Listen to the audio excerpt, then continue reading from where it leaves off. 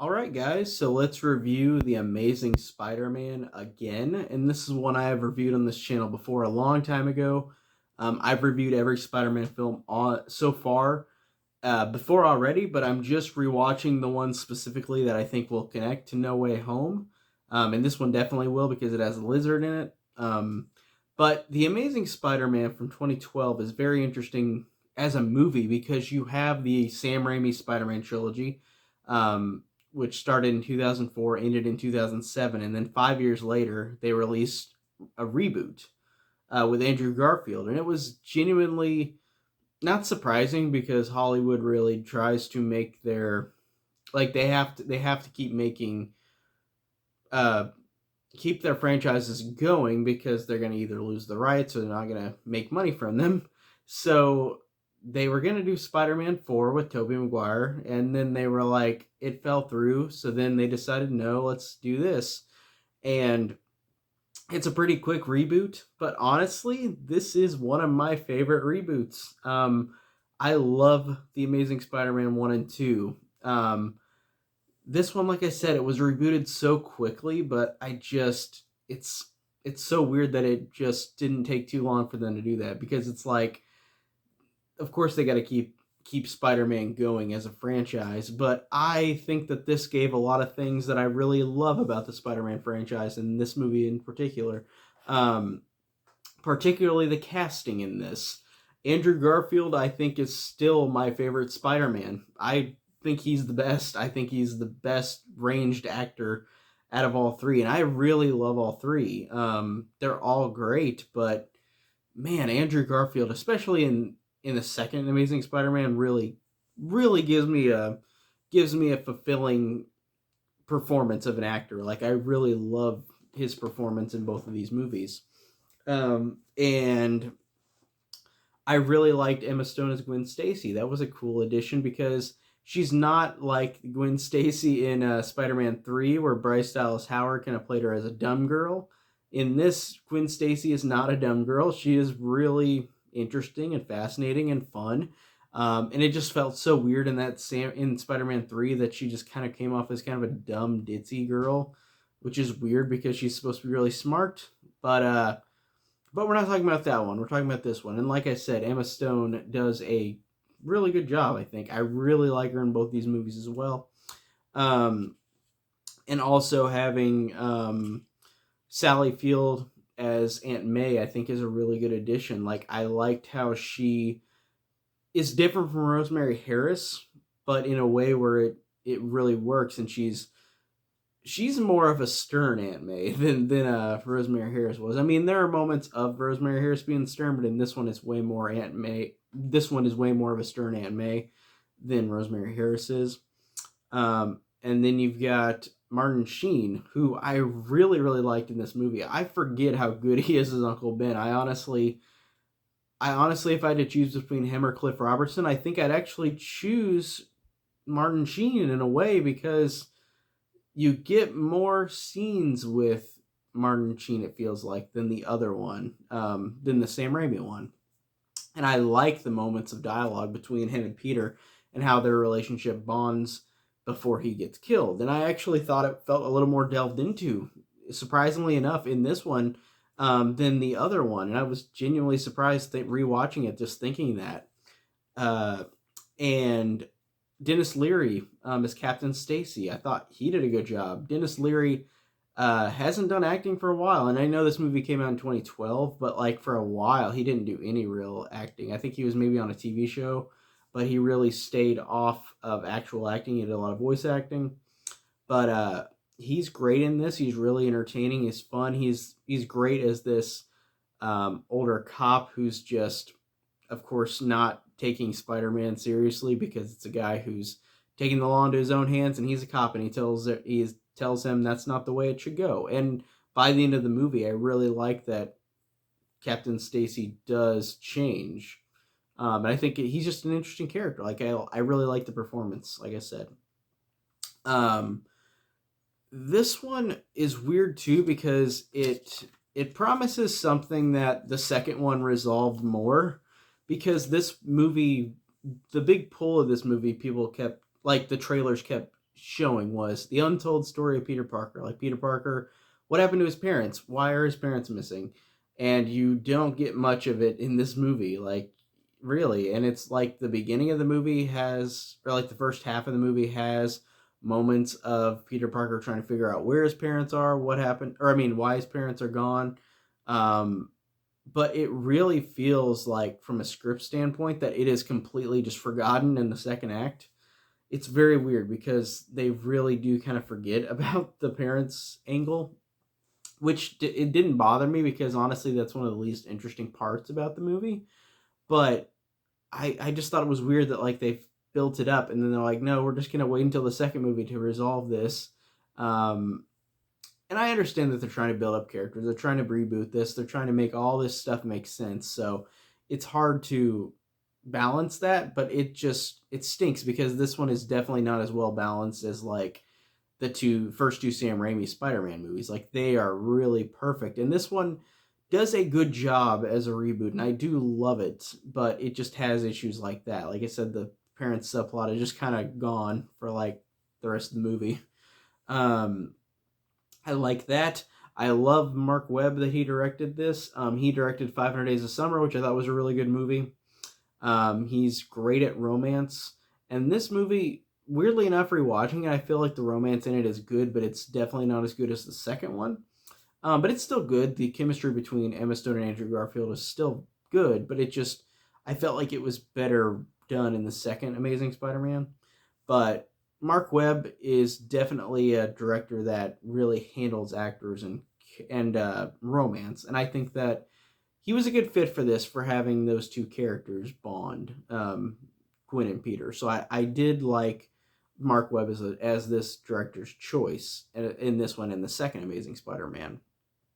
Um, I liked how Oscorp in this really felt like it just was connected to everybody, and it was. And Mark Webb described this before the movie came out. He said like the Oscorp is like the Tower of Babel. Like, it is like there are all these enemies and there's a big bad on top, and you're gonna get to the big bad eventually.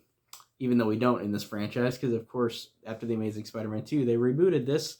But I mean, maybe, who knows? Maybe we might get more of this world because, like I said, in No Way Home we got the Lizard and Electro. So I hope maybe they can delve more into the Amazing Spider-Man world again, because I love these two movies. But I liked how Oscorp connected everybody. I like the fact that the mystery is between Peter's parents, like what happened to them because of Oscorp, and also Kurt Connors worked with him at Oscorp.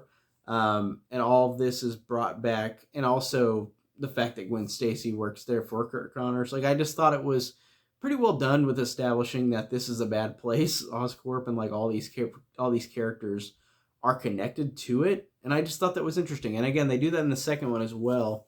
I think that's fascinating.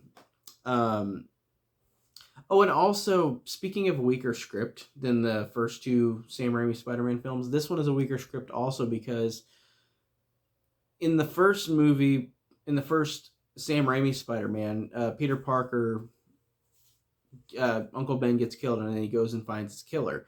In this movie, this version of Spider-Man, or Peter Parker, tries to find his killer, like Uncle Ben's killer, but then it is completely forgotten again, just like the parents subplot. And it's so weird with like those two subplots are just forgotten, and it's weird because they never get resolved. Like, I mean, in the second Amazing Spider-Man they talk about the parents and they resolve that, but like they don't ever resolve the killer, in like Uncle Ben's killer in these two films.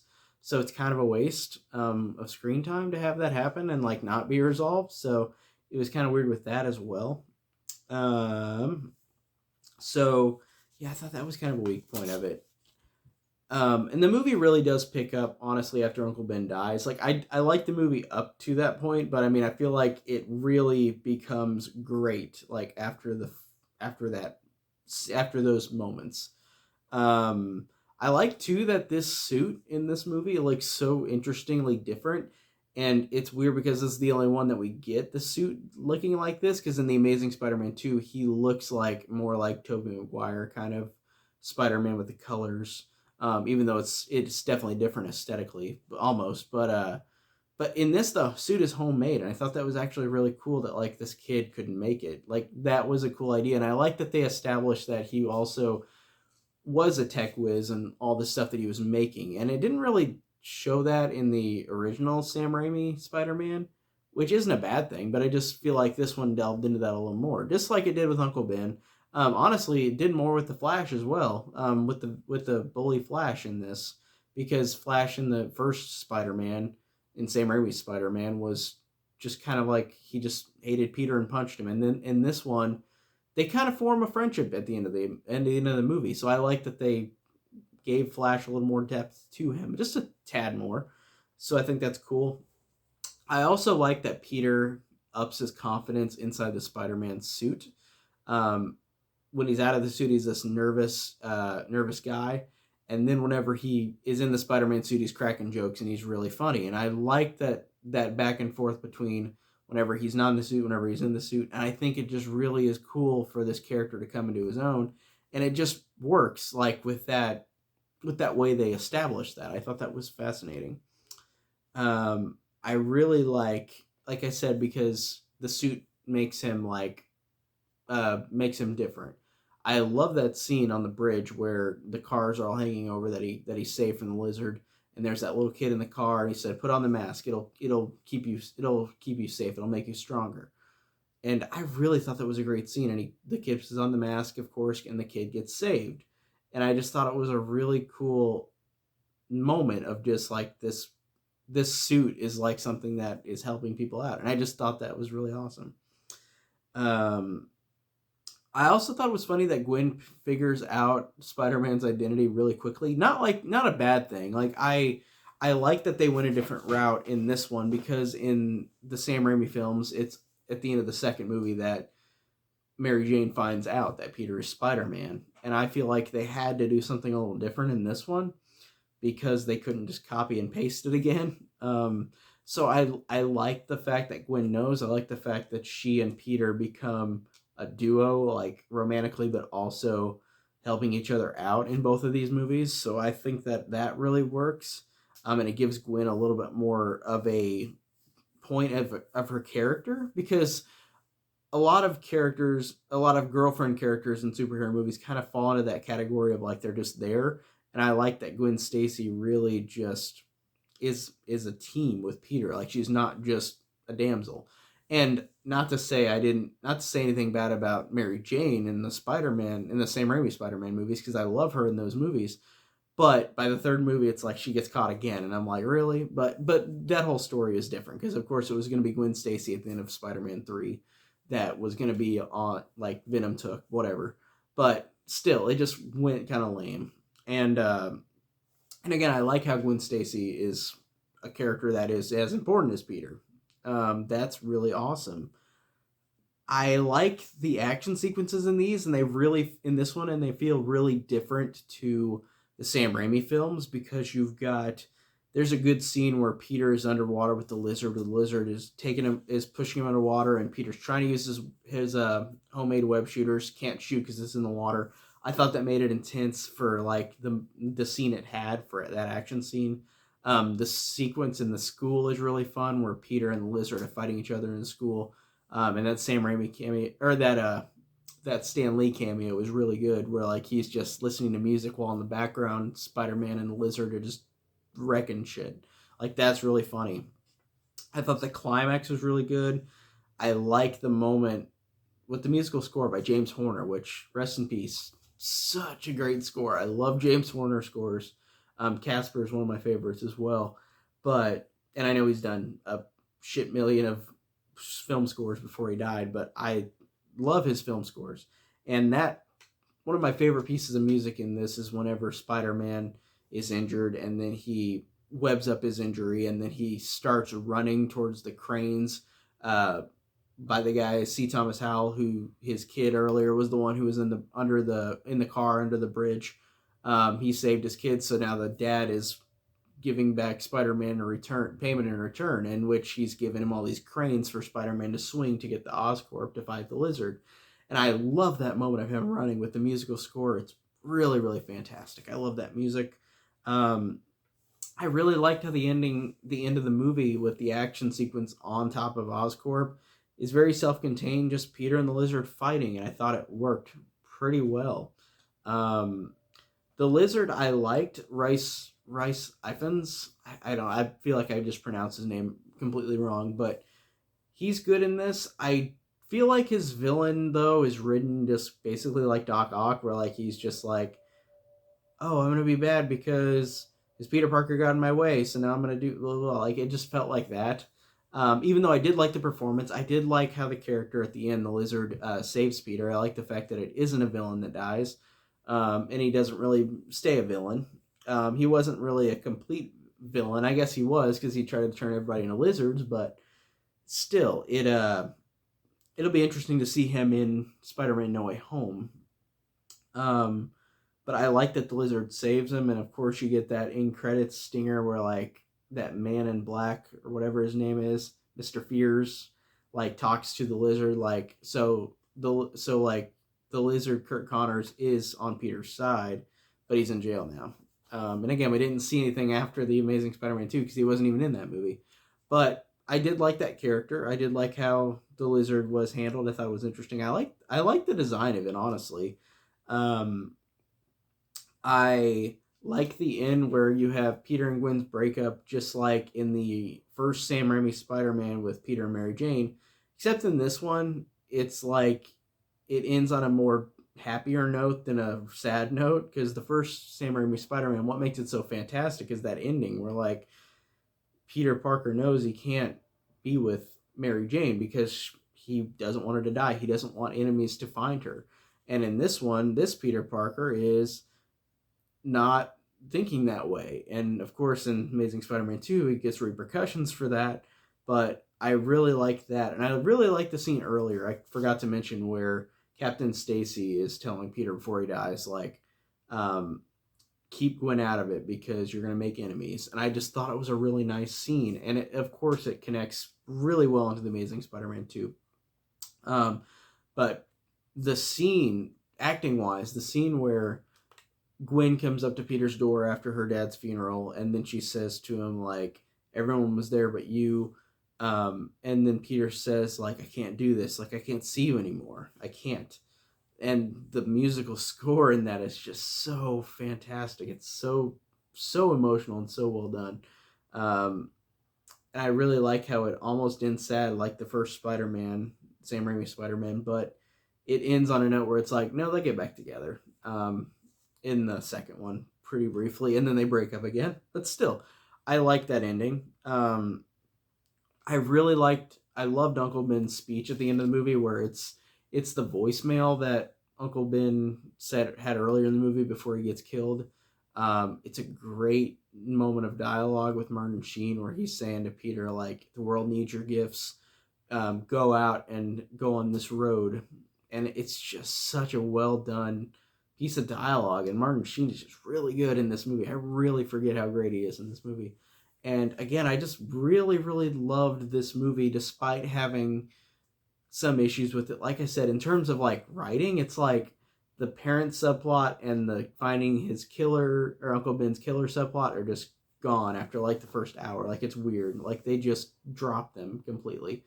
Um, but I feel like if they kept making the Amazing Spider-Man movies, they probably would have resolved the Uncle Ben's killer thing, but they did not. At least not yet. Who knows? Like maybe in the future we might get some kind of connectivity to it if they're all integrated in the MCU. We'll see.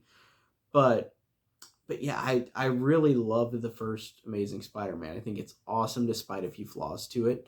Um, really, I like how it feels down to earth as well, even though it's a superhero movie and it's got a lizard and it's got a guy in a spider suit bitten by a spider. But I feel like it feels like the more grounded out of all the Spider-Man movies, which is such a weird distinction between the Amazing Spider-Man 2, where that one I like more than this. I honestly love that movie despite the issues with it, but that one is more goofier. Or I mean, not more goofier. Um, it's more like cartoony, and it looks and are colorful, and it looks like it's not trying to be like the first Amazing Spider-Man, which is so weird with the visual distinction between both these two movies, because I could tell that the studio was like, well, we made the first Amazing Spider-Man, and then it looked dark, so people are wanting the Sam Raimi-ishness back, so we're going to make Amazing Spider-Man 2 more light and have more color to it. Because this movie didn't have much color to it, and that's fine with me. Like, I didn't dislike that, but it definitely, like, I like it more in the second one. But I still really like this movie. I think it's really good. I still enjoy it a lot, despite some few problems with it.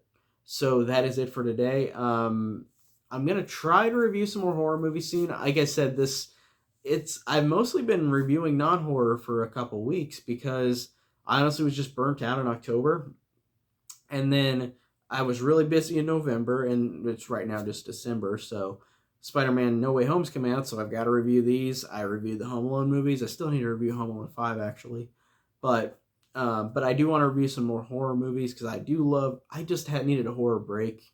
Every once in a while, I need a break from that.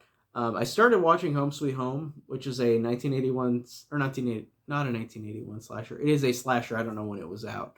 For some reason, 1981 popped into my head. It might be that, might not. I don't remember.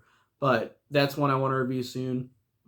But I'm still going to review the Spider-Man movies before No Way Home. I'm going to continue on. So I've got more reviews coming up. So stay tuned, and I'll see you guys later. Take care.